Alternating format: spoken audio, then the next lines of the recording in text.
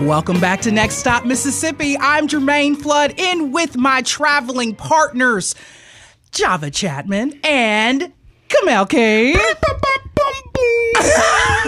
We're back in full for real this time, Java. When he makes noises like that, we're back. I think really and truly, Kamel's trying to see if there's any more seats on the orchestra stand. Exactly. He's trying this thing right here can make all types of instrument sounds. Kamel is a choir member for sure. I mean, his whole soul is the choir. You know. He's the choir, he's the instruments, he's everything. Since a babe, you know. Since a babe. I love it. We are he back. can negotiate your contract. Yeah. There you go. Mm-hmm. 2 for 1. He makes sure you have no copyright issues for sure. For sure. We're back though, y'all. How's everything been going? Everything's good. We got that rain yesterday, and I feel old when I say it, but we needed that rain. Right. It was a ton of rain, though. It was, though. That was a tsunami. Yeah, it was a rain. lot of rain. Yeah. It was a lot of rain yesterday. I want to give a quick shout out. I'm going to do a little bit after. I just remembered that I forgot her gift, but I want to give a shout out to Marissa Vaughn. Yes, Today is it's her birthday. Marissa, happy birthday, Marissa. Marissa is such an integral part of MPB Think Radio and Mississippi Public Broadcasting. She is coming up on her year here at the agency, but it's felt like she's been here for more than a year. Oh, she puts in good work. That's boss. That's boss talking now. I'm telling you. And she has That's a her great boss spirit. talking. That's her boss talking. Marissa. Look at her. There she is. She does such So good freaking work. cool. And she's traveled with us for Next Stop Mississippi, helped us shoot things, helped us edit those shoots, and she's a great asset to the agency. Yeah, she is. So happy birthday, Marissa. Yeah. Okay, listen, everybody. For our first stop, or all the stops really today, it's all about strings. I don't know, Kamel, have you been into a little classical music ever in your life? Oh, I love it. I mean, really? I absolutely love it, and I love jazz, and I love string music, but I do not have the IQ acumen to play it because, I've heard that string players have such a high IQ to be able to master, those instruments, and I just don't think I even need to try. You know what I'm saying? I'll just be a consumer. Right. Yeah. I can play jingle bells on a piano. That's about it. Boom. That's about it. Java, how about you? You ever? I was a saxophone player. What? You've never said this. I've never Layers said, of the onion I've peel never back. said that. Yeah, I was a alto saxophone player in jazz band. I used to play the baritone saxophone. What? So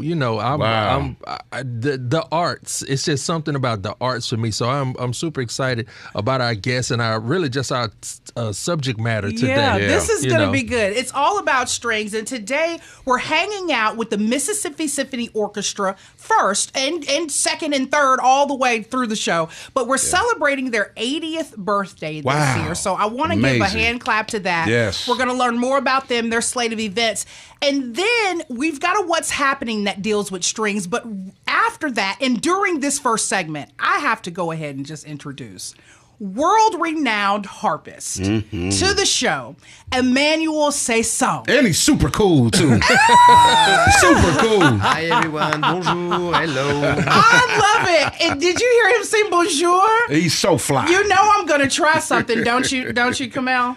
What are you going to try? You know I'm going to try something, right? Are you going to try to pronounce her? Yes, No. I'm going. Oh, God.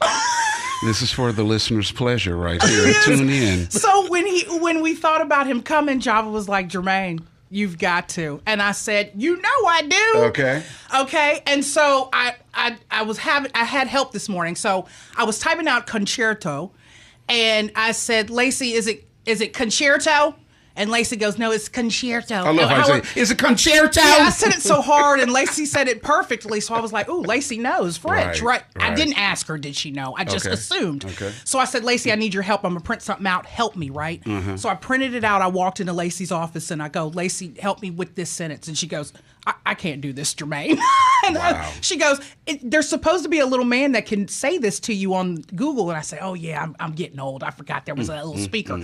So I go back and I hit the speaker. And the person who does the pronunciation is moving so fast. But I'm going to try this because I could not pick that up. Here I we believe go. in you, Are Jermaine. you ready for this, Emmanuel? Okay, I'm bracing. Please brace yourself.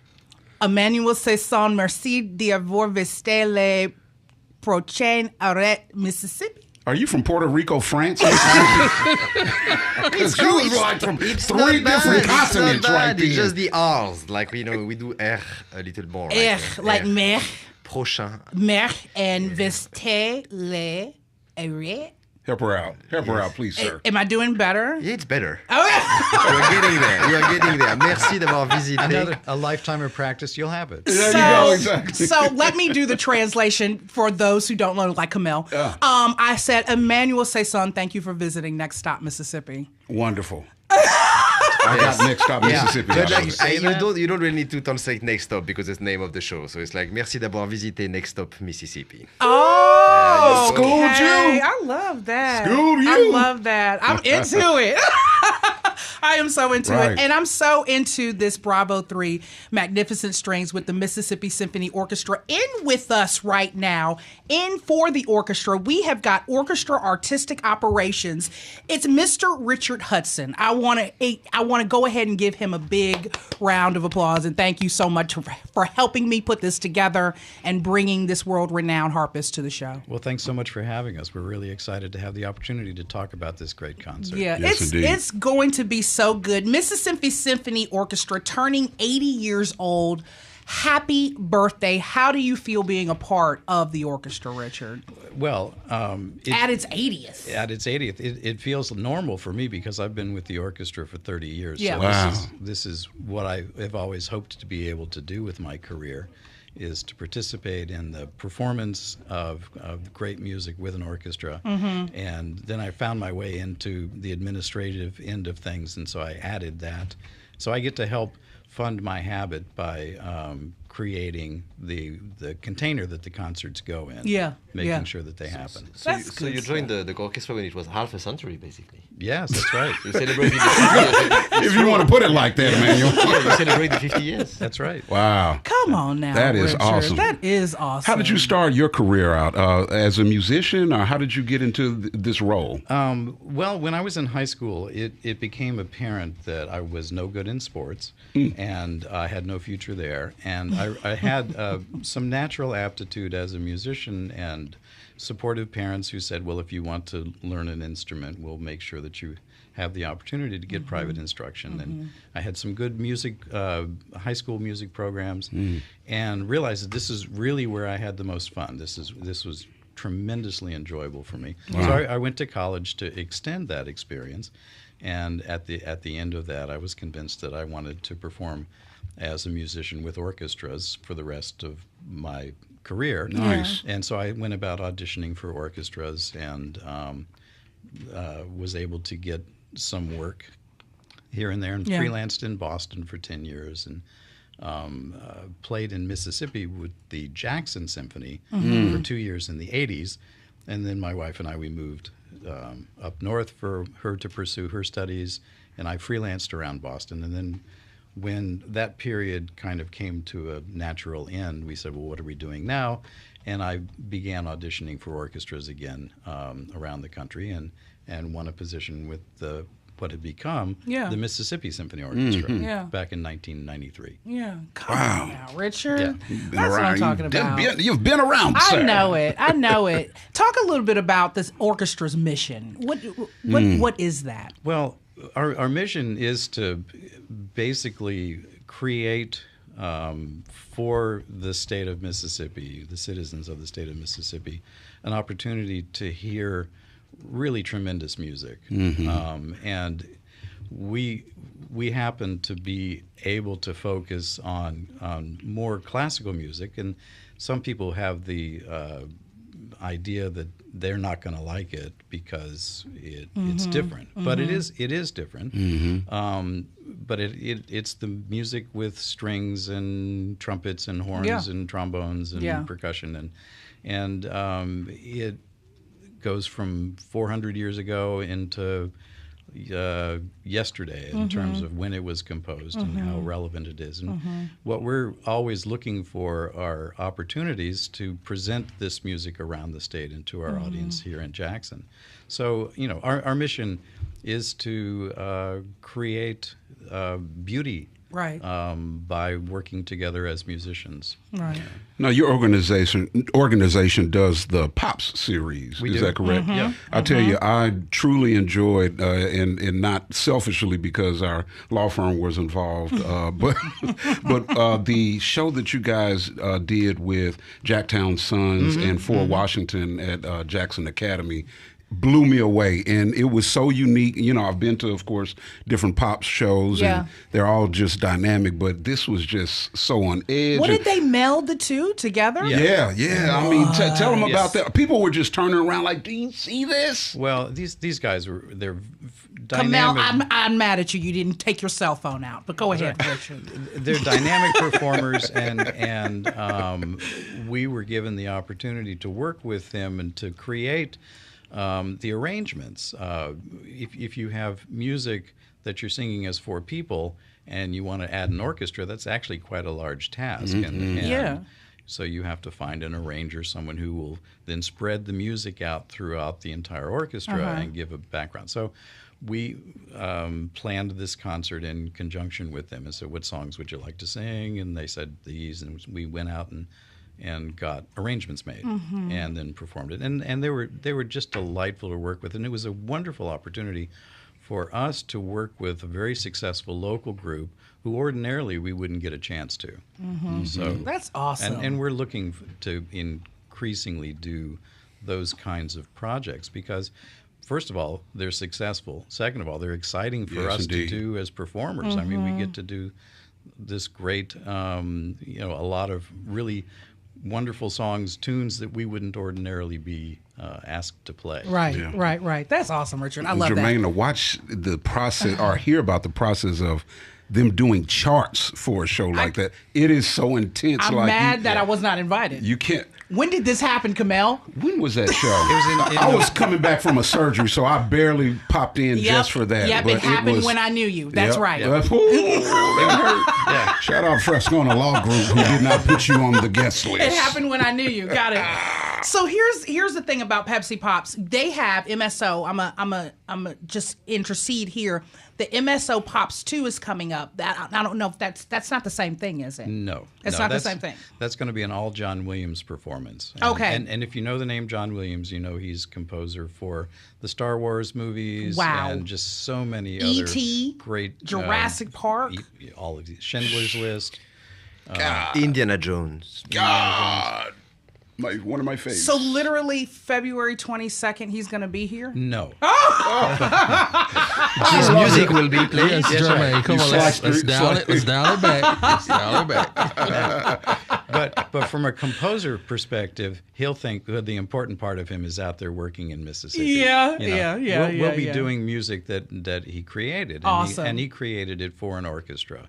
Yeah. And we'll be doing it almost Awesome. exactly like they would have recorded it for the films. That's awesome. Well, let me tell you, they were trying to put us there, Java, because they had written it like that, and I really thought he was going to be here. I promise you, I thought he was going to be here, Java. I love how he's like, no. You need to ask Emmanuel, though, about actually working with John Williams. What? You got Yes. to work with him? Well, I am the principal harp with the Los Angeles Philharmonic. I've been for the past 5 years. So Yeah. I've been living in LA. And John Williams, obviously, because he composed so much for the studios and for Hollywood, he is based in Los Angeles himself. Yeah. So we have this tradition at the Los Angeles Philharmonic every year to have 1 or 2 concerts of his music. Either he's curating, which means like he's picking the works that we are going to perform. And then sometimes he conducts, so he's on stage and conducting for us as a conductor. Wow. And sometimes we have our own music director, Gustavo Dudamel, doing the conducting. So for example, as a notable thing, like last year we played the full movie E.T. With the movie behind us. Nice. Wow. See, you get to get in on those things. Yeah, I mean, but John Williams is like a legend. Even for, I am French, you can hear that. And No. for me, and not being American, even though I grew up listening to his score, and he is, for me, I was always very impressed by the way the music he composed. It's not only, all of the movies we said above, but there is also Harry Potter, the Harry Potter movie music. This is all in. He's an amazing Right. composer and also conductor, and his music is very enjoyable and challenging to play as a classical musician. believe It's it. not always the case.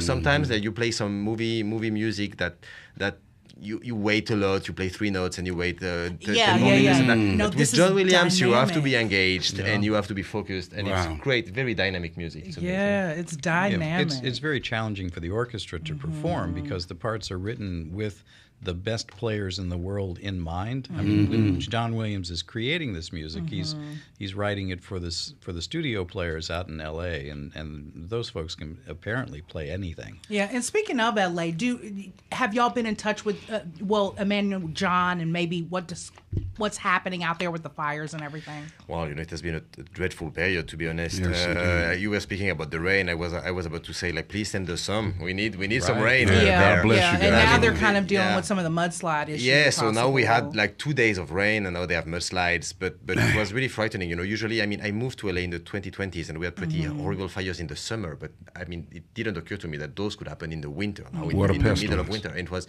really, really frightening. I could see the blaze from my window, and I got a few colleagues from the orchestra actually lost their home. Yeah. It has been, like many My other heart people. goes out. There's Man. so many. I mean, to everybody out there, my heart goes Yes. out to Los Angeles. But with the talent out there, it definitely does. I mean, just talent is just bred out there and cultured out there. And so my heart goes out to L.A. and everybody affected. But yes, the whole MSO Pops Wonder of John Williams, that's coming up Saturday, February 22nd, 7:30 p.m. at Thalliamara Hall. And then before that, Saturday, February 15th, the MSO Chamber 3 Alluring Charms, Richard, is happening. Let us know a little bit about that. Well, these are our chamber series is a group of concerts that we do in local churches and smaller venues that allow the audience to kind of get up close and hear music written for smaller ensembles sometimes and performed by a smaller orchestra than we would use on a large stage and in more intimate settings. So our Chamber 1 concert is our Baroque concert that we normally do at St. Andrew's Cathedral. And then our Mozart by Candlelight happens in January. I've been wanting to get to that. Well, that's a must. You should I've definitely got to get do to that. We'll do it again, and I've already got it scheduled. Put my name on the list, sir. I'm going to be it's- at the front like, hey, You can't holler in there, Kamel. It's like the library. You can't. MPB. You can't holler. That's a misconception a little bit. You can holler. We like people to holler, but just yeah. not Not at the Really, door at Emmanuel? you. not while the music is playing, preferably. Right.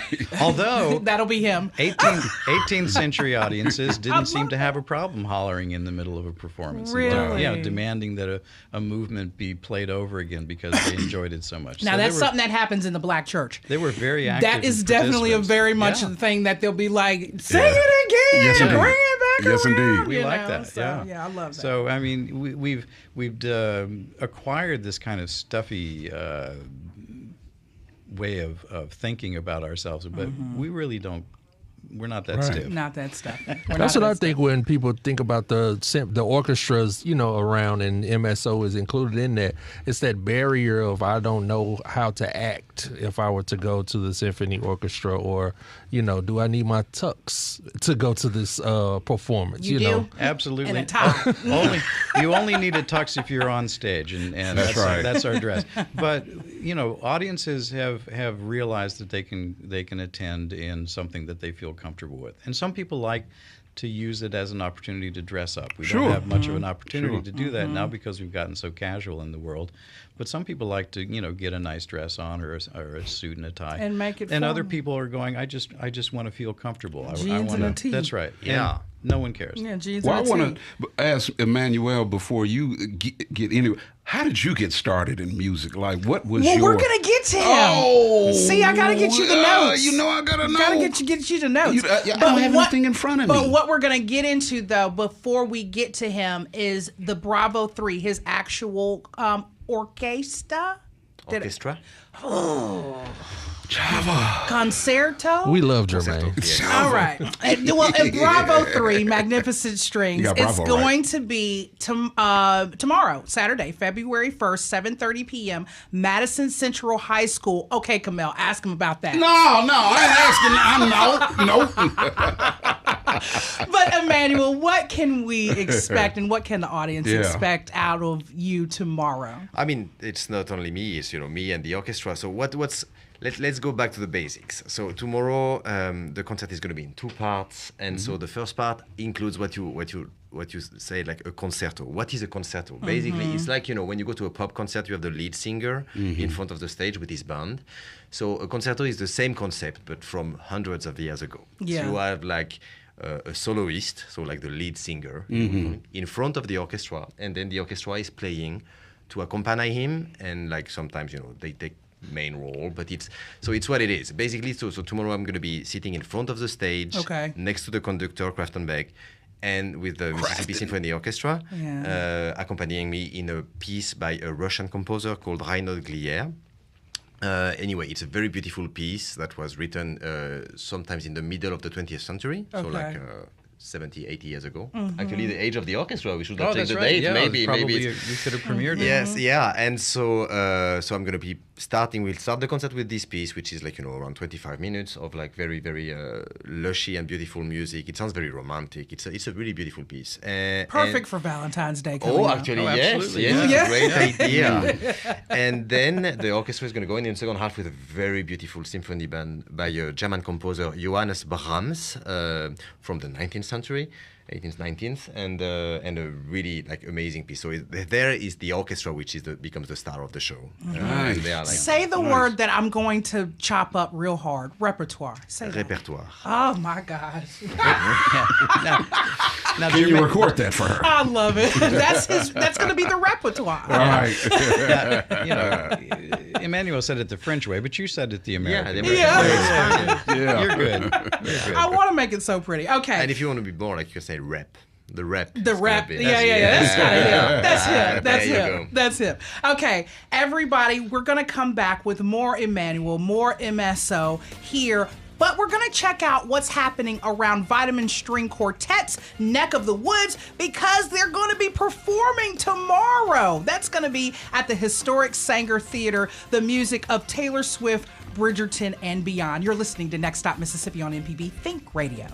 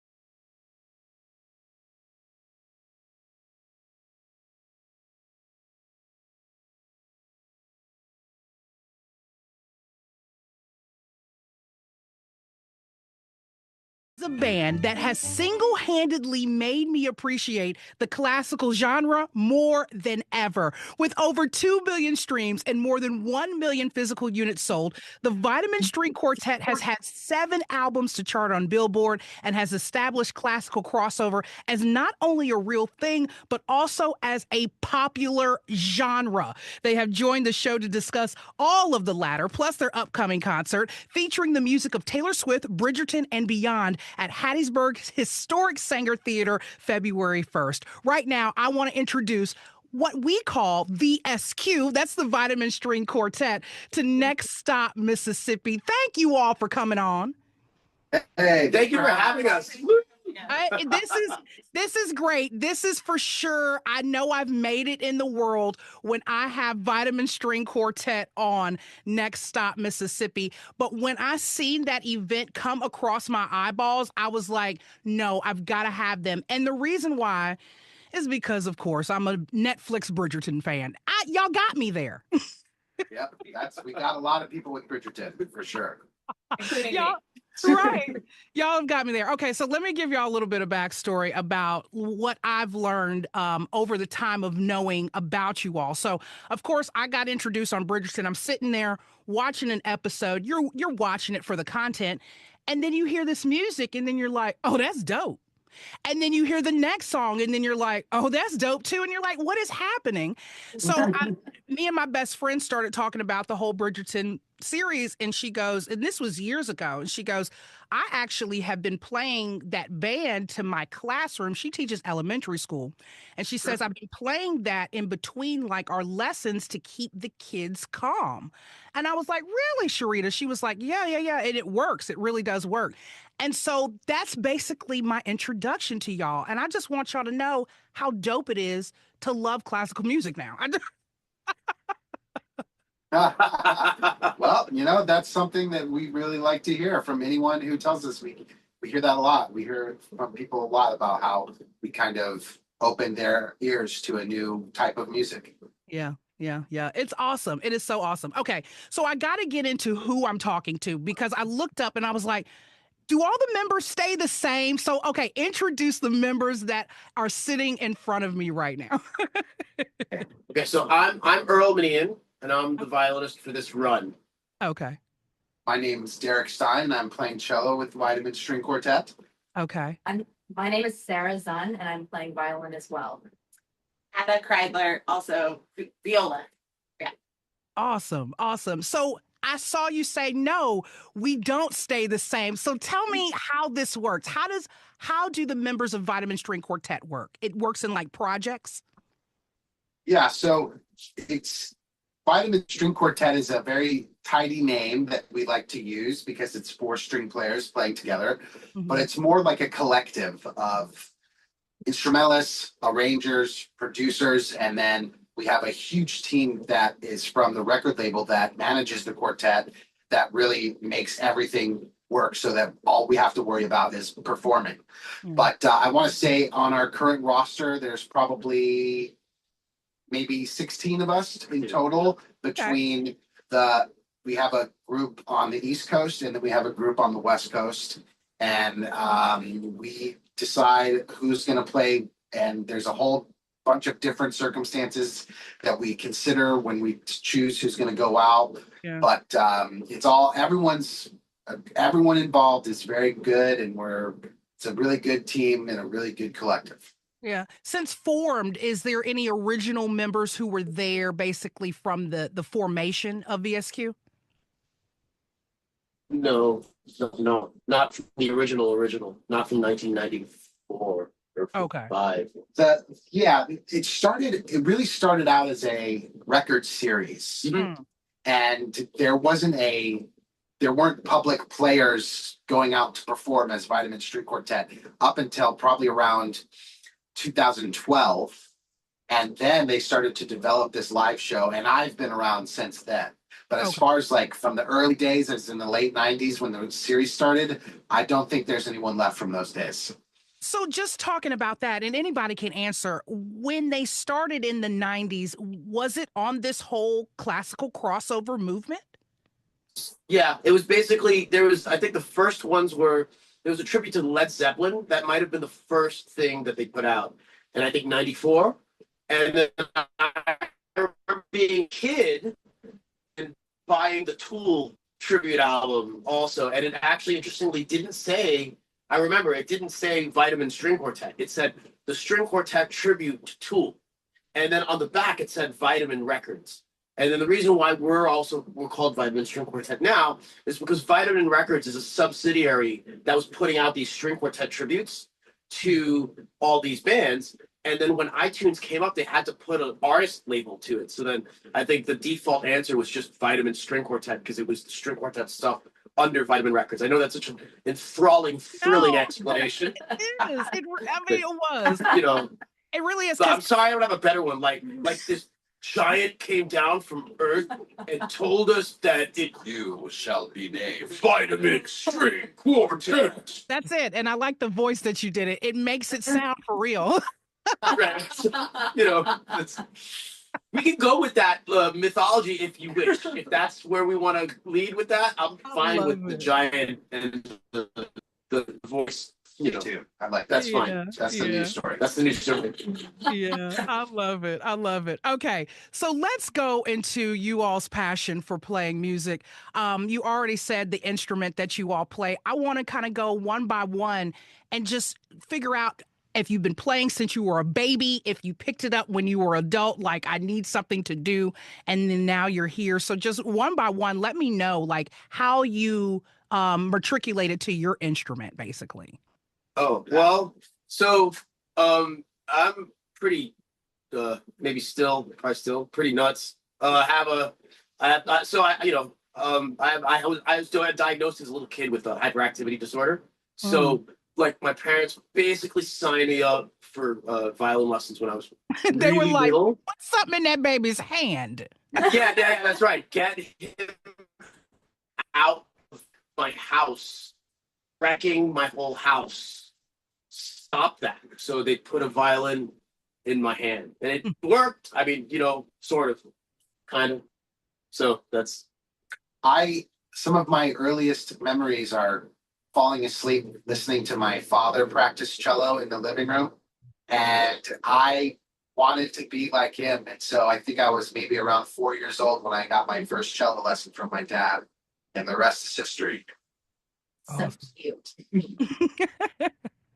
I started playing violin when I was 4. I'm the youngest of 3, and my brother and my sister both played piano, so I had to do something different. And so I started then and totally classically trained. So in the past couple of years, like becoming better acquainted with the pop genre, it's like a new experience for me. So it's been really cool. Yeah. And I also started when I was young. I think I was about 3.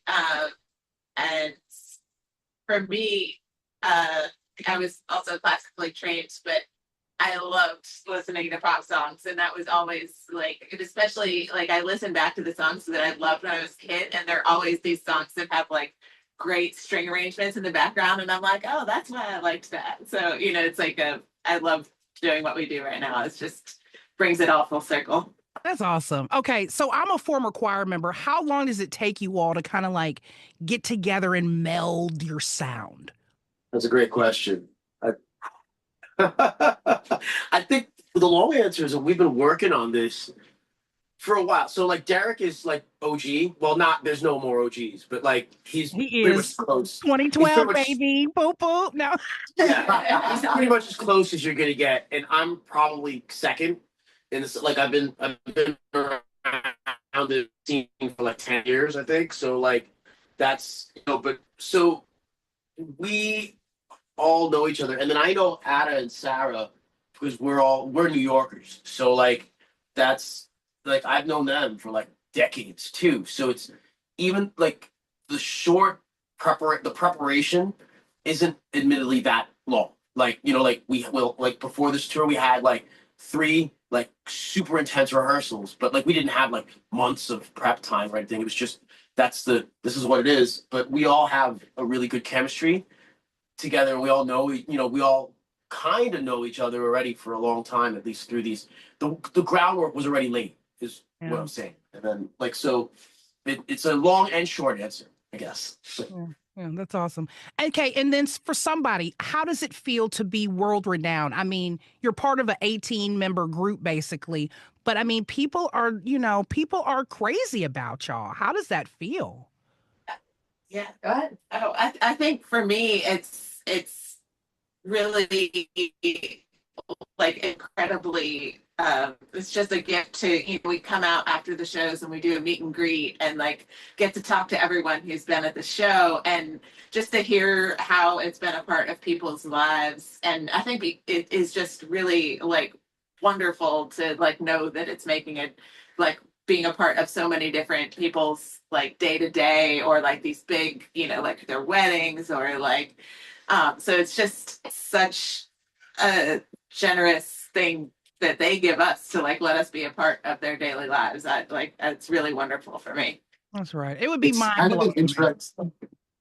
It's kind of an interesting experience because, you know, I've always been aware of the fan base and the like how significant it is, and then of course, Bridgerton kind of blew that all up. Mm-hmm. But this sort of going out and playing shows, going out on tour, is a relatively new thing for us. Like we've only really been doing this for maybe the last 18 months or so, and so being able to experience it right up in our faces is really amazing. And to know that like basically everywhere we go, we get these fans that are just crazy about us. And I know that it's world renowned, but almost like we haven't experienced it really in our faces yet, but we're getting there. And so it is exciting to see all these people come out to the shows. That's awesome. That's awesome. Okay, so world renowned all the way now to Mississippi, Saturday, February the 1st. Y'all traveled the world. Now y'all got to come travel the country. I mean, not just wide. Y'all got to come put on some boots and come to the country. But y'all are coming to Hattiesburg, Mississippi, Saturday, February the 1st. And I want y'all to know, especially the fan base that y'all have, two of my coworkers here, Lacey Alexander, who's on MPB Think Radio, and Abram Nanny, who's on MPB Think Radio, both are in their late 20s and they love you all. So I had to shout them out, but I know that they want to go Saturday, February the 1st. How excited are you all to come here to the state? And have y'all been to Mississippi ever before? I've been to Mississippi. I've been to Mississippi. Yeah. This is my first time. Also my first time. And y'all will come. It's perfect timing. It's not the summer, so welcome. Thank you. I'm looking forward to standing on a crossroads and waiting. Oh yeah.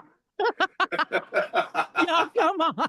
It's not the summer, but come on. What can everybody expect out of VSQ Saturday, February the 1st at the historic Saenger Theater? We are going to play a bunch of really great music for the audience. They're going to have a really fun time. You can expect us having fun on stage with each other, laughing with each other, and it's just a really great experience for us and for the audience. That's awesome. That is awesome. So what I'm going to do for our audience here is after we go to break, I'm going to, before we go to break, I'm going to give them a little sample of VSQ. If you've never heard Vitamin String Quartet, I'll give you that sample. But if they wanted to know more about the Vitamin String Quartet, where could they go? So we have the website, vitaminstringquartet.com. Okay. And then all of our social medias is Vitamin String Quartet. So on Twitter, on Instagram, on Facebook, and all of those things. Oh, TikTok. TikTok is a big one these days. All of those all things. The kids are doing it. All the kids are doing it. TikTok and Instagram are probably the best places to go. Yeah, that's awesome. Listen, I have been so blessed to have you all on Next Stop Mississippi today on my beautiful episode of Nothing But Strings. We're talking strings today, strings, instruments, and all of that. So I just want to thank you again, Vitamin String Quartet, for being the dope band that you are, for bringing people like me over the hump of classical music. Now we listen to it like, like we were doing it since we were babies. And that's because of Vitamin String Quartet's just influence and impact on the whole genre. So thank y'all. Thank you. Yeah. All right, everybody. It's time for us to take a break. But before we do, I'm going to give you a little sample of the Vitamin String Quartet. And then on the other side, we're going to learn how to play the harp, maybe, with world-renowned harpist Emmanuel Ceysson. You're listening to Next Stop Mississippi on MPB Think Radio.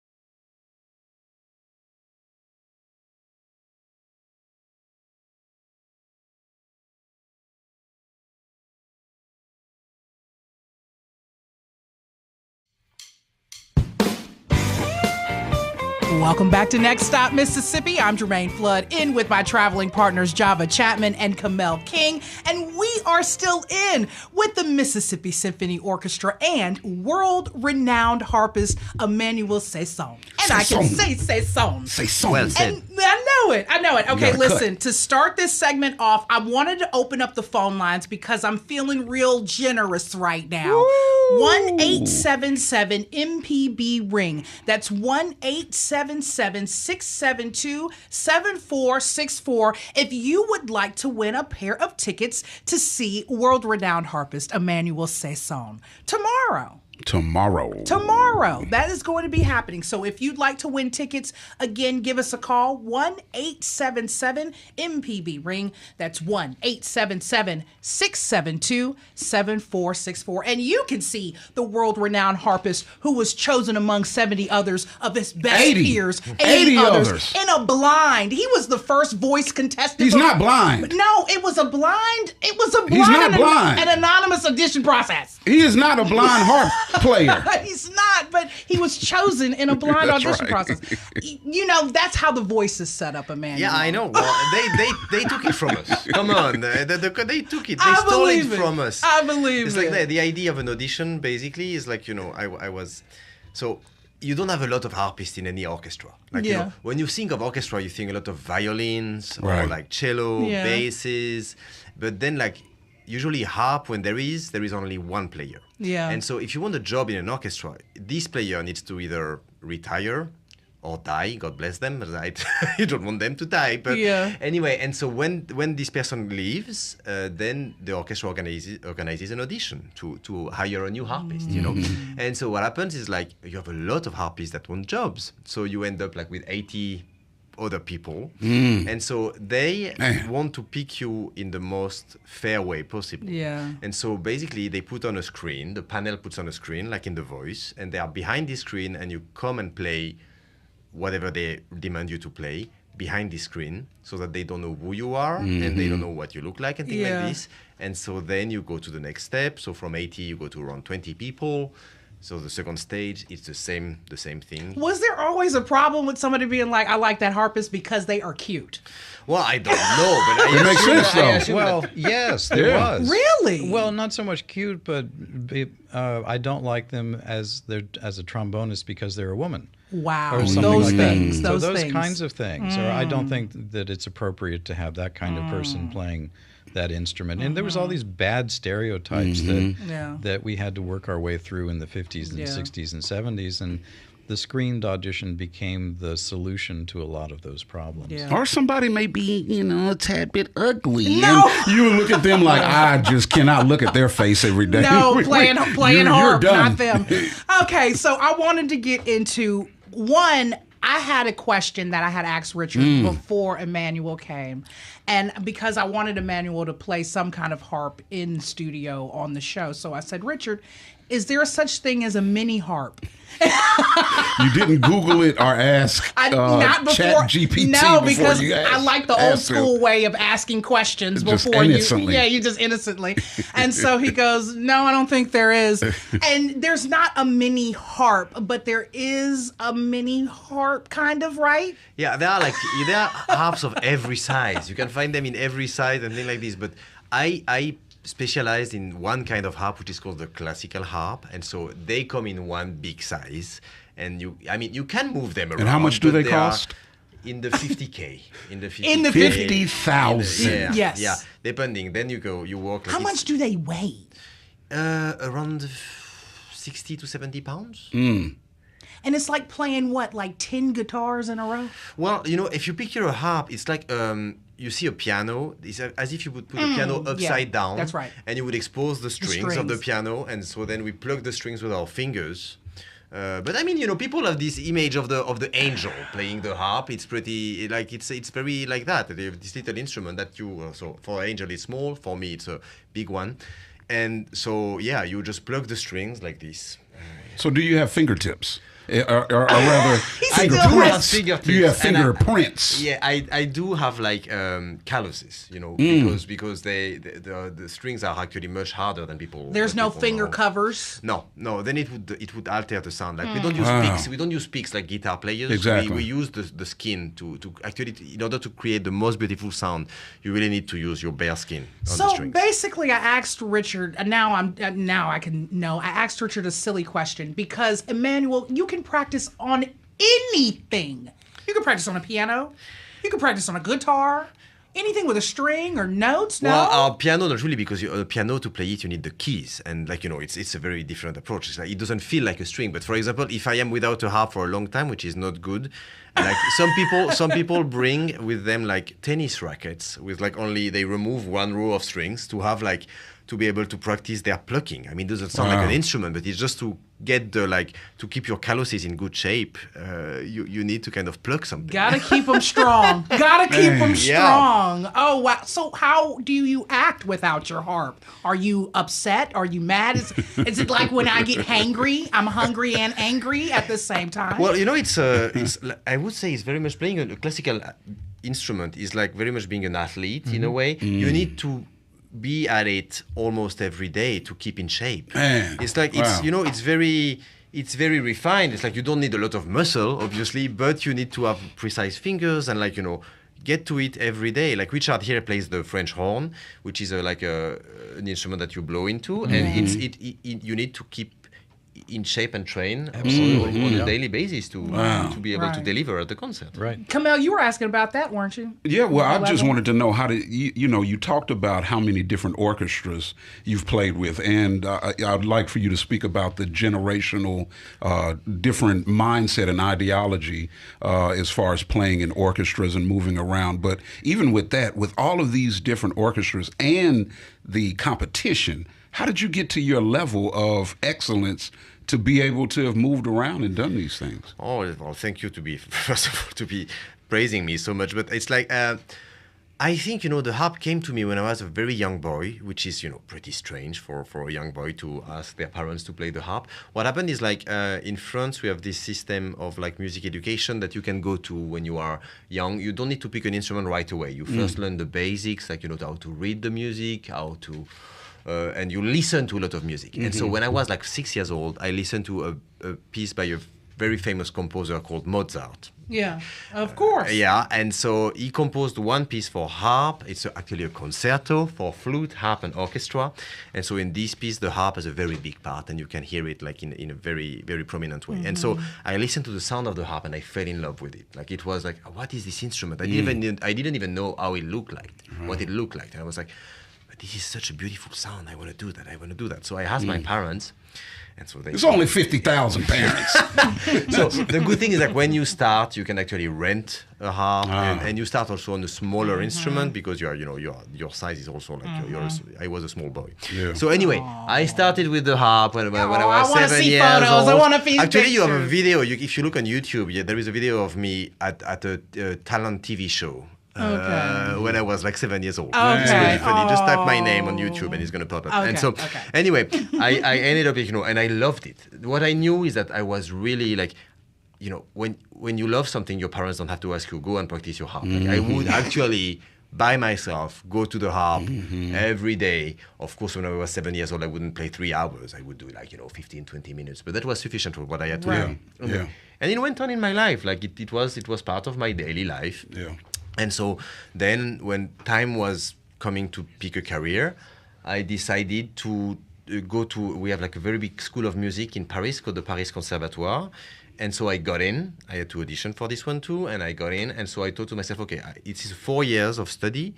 And I was like, at the end of these 4 years, I will decide if I want to pursue a career as a professional musician or not. And so during these 4 years, a lot happened, and I realized after that I would certainly be able to find a job and to live out of it doing that. Did he, I'm telling you, 2006 Beyond, his first album was there. He was still little then, even though he was grown. He was still little.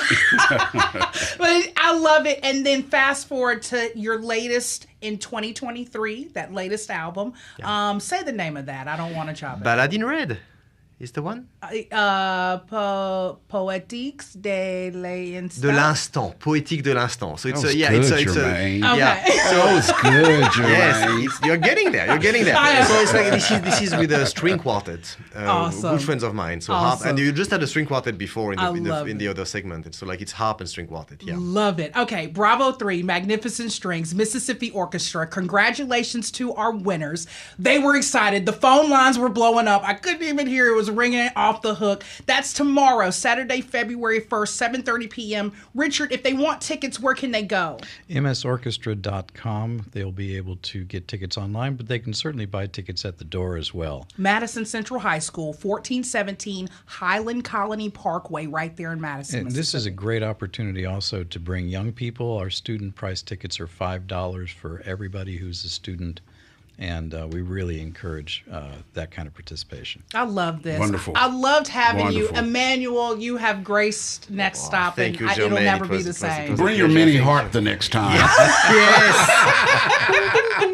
Right. Listen, everyone, we've come to the end of another great trip. We want to thank you for riding shotgun and today's guest in the background, Chantel Lott, Marketing, Communications, and Development Director. She was here. Richard Hudson, Orchestra Artistic Operations, and of course, world-renowned harpist Emmanuel Ceysson for joining us here on Next Stop. To submit an event or find out more information about these and what's happening around your neck of the woods, visit mpbonline.org and click the community tab to view SIP events or email events at mpbonline.org. Next Stop Mississippi is produced by yours truly. For Java Chapman and Kamel King with entertainment attorney, I'm Jermaine Flood. Today's MMPs were Blake Sahana and the great Marissa Vaughn.